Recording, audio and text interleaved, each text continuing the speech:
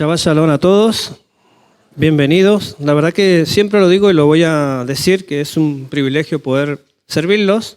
Y los quería invitar al segundo libro de Samuel, capítulo 6 completo y el capítulo 7 hasta el versículo 17. Nos toca leer esta Haftará.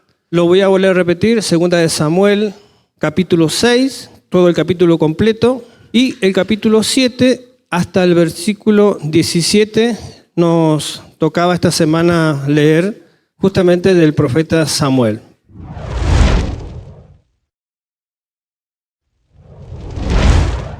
David volvió a reunir a todos los escogidos de Israel, 30,000, y se levantó David y partió de Balá de Judá con todo el pueblo que tenía consigo para hacer pasar de allí el arca de Dios, sobre la cual era invocado el nombre de Yahvé de los ejércitos, que mora entre los querubines.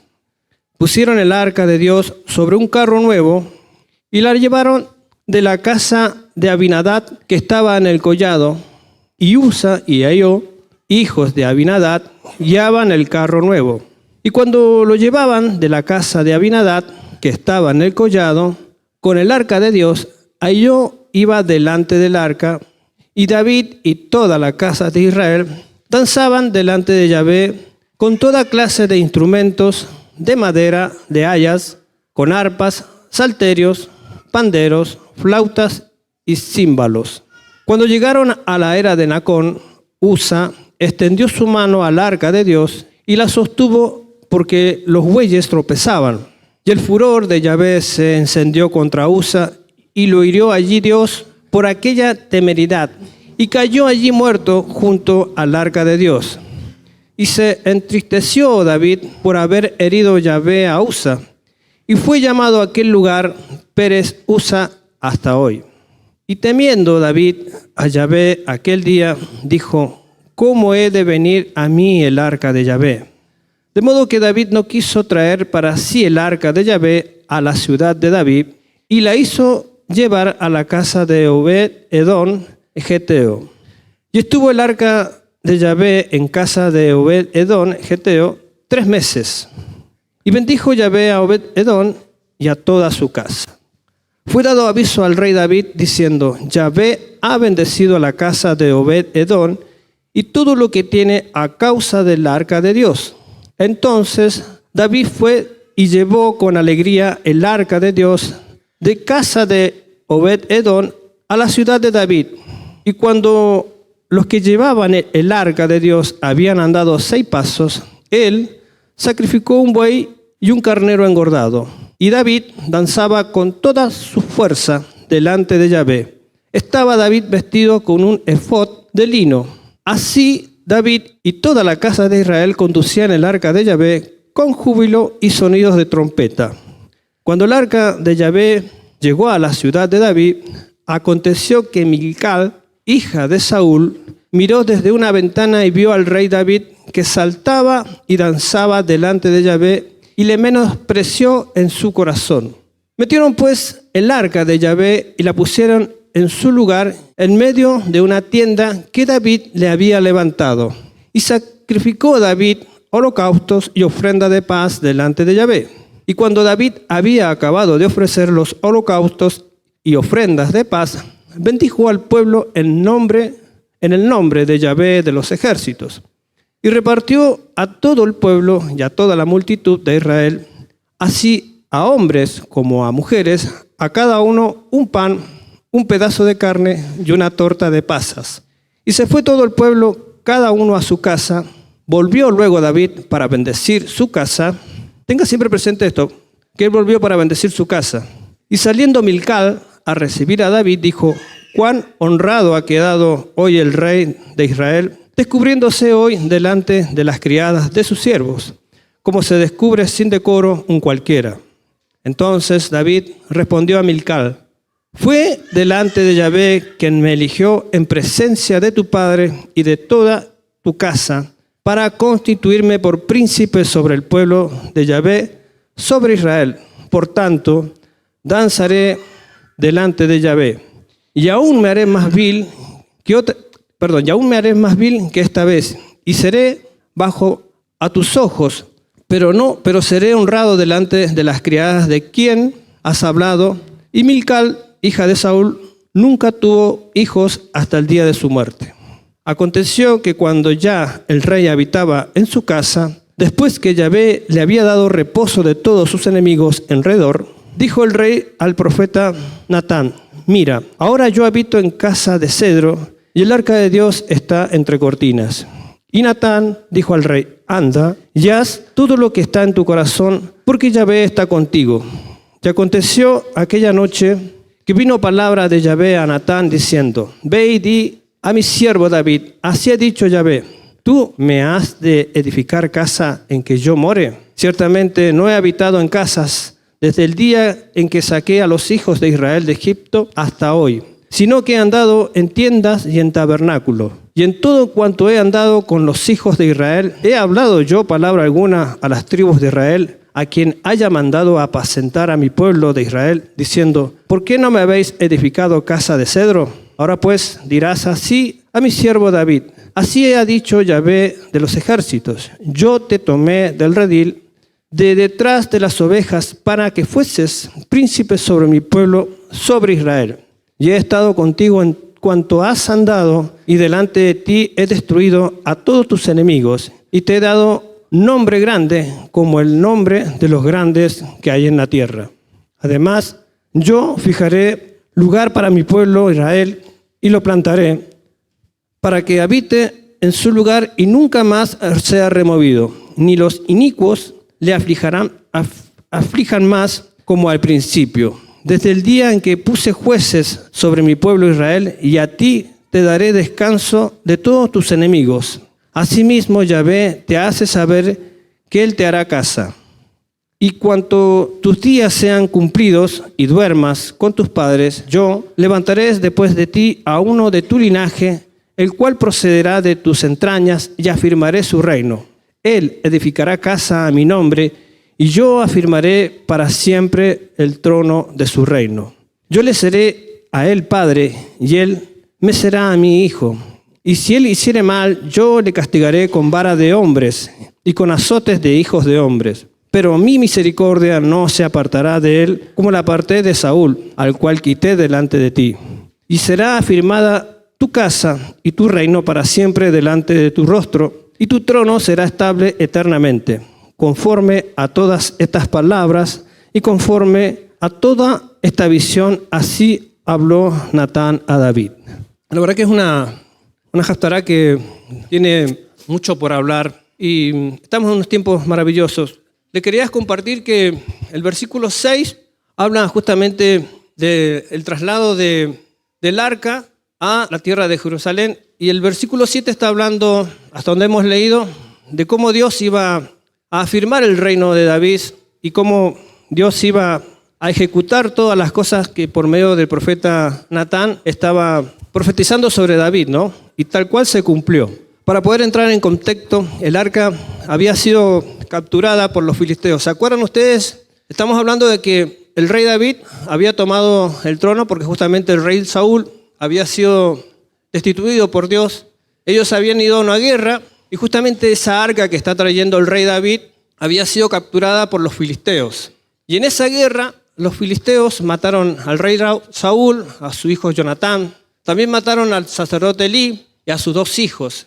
Y en ese momento capturaron el arca. No sé si lo han leído, pero para que podamos entrar en contexto, por qué habían pasado 20 años que el arca estaba en la casa de un levita llamado Abinadab. Y justamente había uno de sus hijos, Eleazar, que había estado al cuidado de esa arca.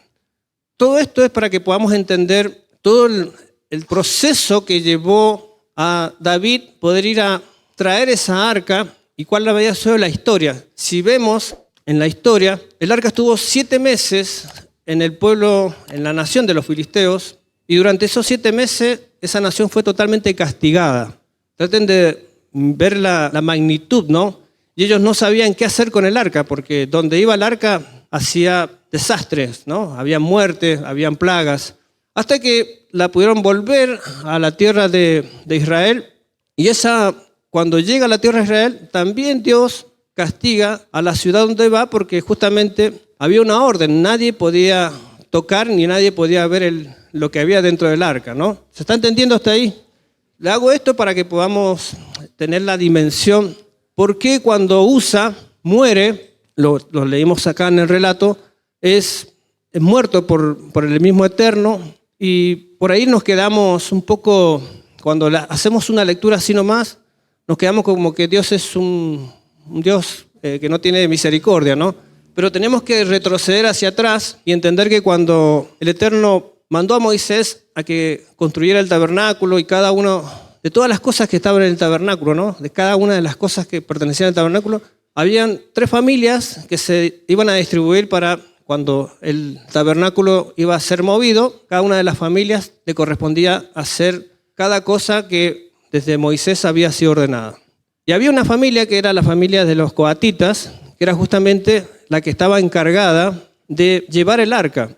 Y como hemos leído aquí en el profeta, ellos cuando llevan la primera vez el arca, la llevan justamente en un carro nuevo, tirada por bueyes. Y es ahí donde pasa lo que pasa con Usa, ¿no? ¿Por qué pasa esto?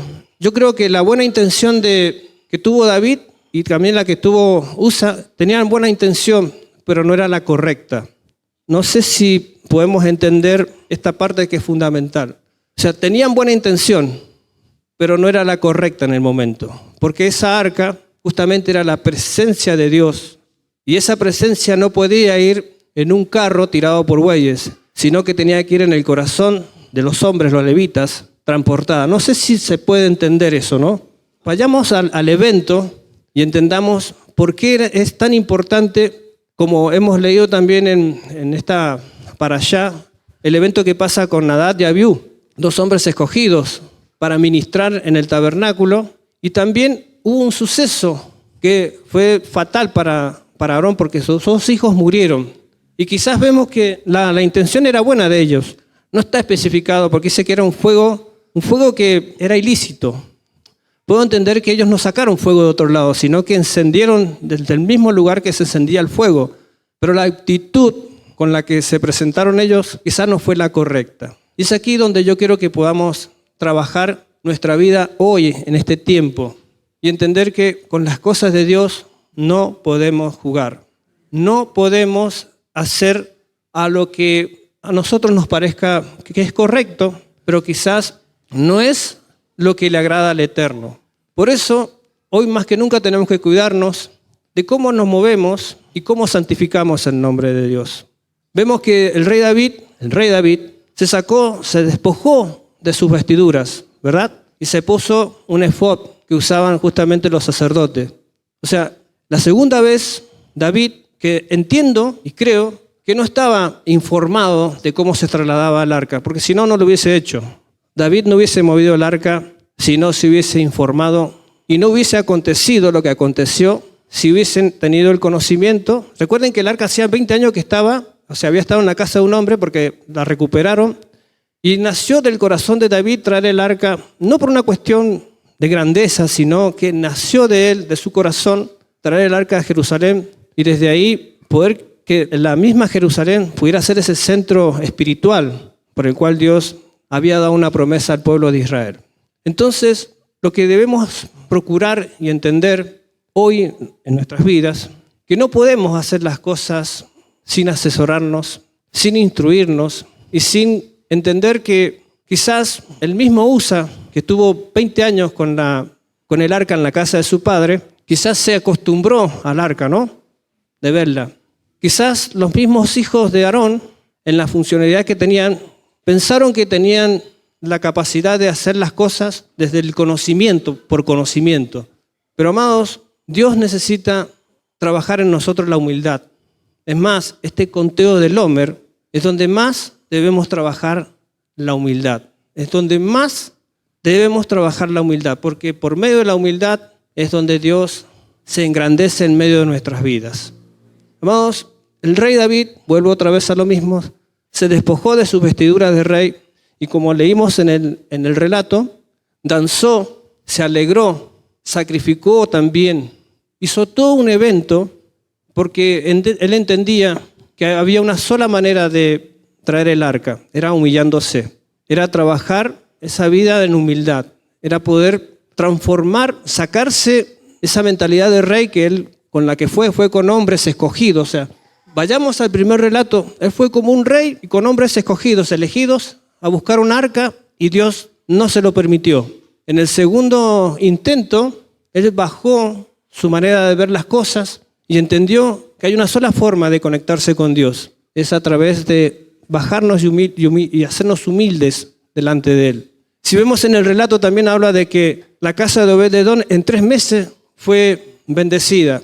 Si lo leemos así rápidamente vamos a pensar que él le multiplicó el ganado, le llenó la casa de piedras preciosas. Puede haber sido, pero si seguimos leyendo la historia, 62 de sus descendientes sirvieron en la casa de Dios. O sea, la bendición que nosotros debemos perseguir no es la material, sino el servicio en amor al Eterno. Ese es lo más maravilloso que podemos hoy trabajar en nuestra vida. Entender que estamos llamados a servir. David, a pesar del mal momento que pasaron 3 meses y volvió a intentar lo mismo, pero de otra manera, de otra forma de ver las cosas. Buscó cómo agradar a Dios y hacer las cosas tal cual. Tuvo que buscar cómo Dios había ya hecho un protocolo, amados, hecho un protocolo para que ese protocolo se cumpliera tal cual debía ser. Miren, yo escribí un montón de cosas acá, pero Dios me la acaba de cambiar. Porque es tiempo que entendamos que Dios se mueve en medio de nuestras vidas siempre y cuando nosotros nos humillemos delante de Él. La soberbia y todo lo demás no agrada a Dios. Dios necesita siervos que se aprendan a humillar, que aprendan a entender lo protocolar de Dios, ¿no? Porque eso es lo que más nos va a llevar a que nos equivoquemos menos, que podamos avanzar sin tener tantos obstáculos y podamos entender que las bendiciones justamente son para nuestras generaciones. ¿O no le habló Natán al rey David que en sus generaciones se iban a firmar el reino? Entonces desde ahí yo los quiero invitar a que estos días que vienen por delante y que tenemos una fiesta maravillosa, Shavuot, podamos trabajar primeramente la humildad y aprender a vestirnos como sacerdotes, ¿no? Entender que somos sacerdotes, que ejercemos diariamente un servicio en cada uno del trabajo que hacemos, pero dentro de ese mismo servicio tiene que estar ese sacerdote obrando y movilizándose. Porque cuando hacemos ese ejercicio sacerdotal, crecemos en la gracia de Dios y en el favor de los hombres. Y es desde ahí donde yo quería cerrar este momento, dándole gracias al Eterno por la vida de cada uno de ustedes, porque si entiendo que están aquí, han hecho un esfuerzo para poder extender este momento maravilloso de poder venir y cerrar un Shabbat y de tener la esperanza de que una semana se activa con la presencia del Eterno, ¿no? Y el Eterno no se va en un carro nuevo. El Eterno quiere que nosotros, su presencia la podamos transportar todos los días. Los bendigo. Shabbat Shalom.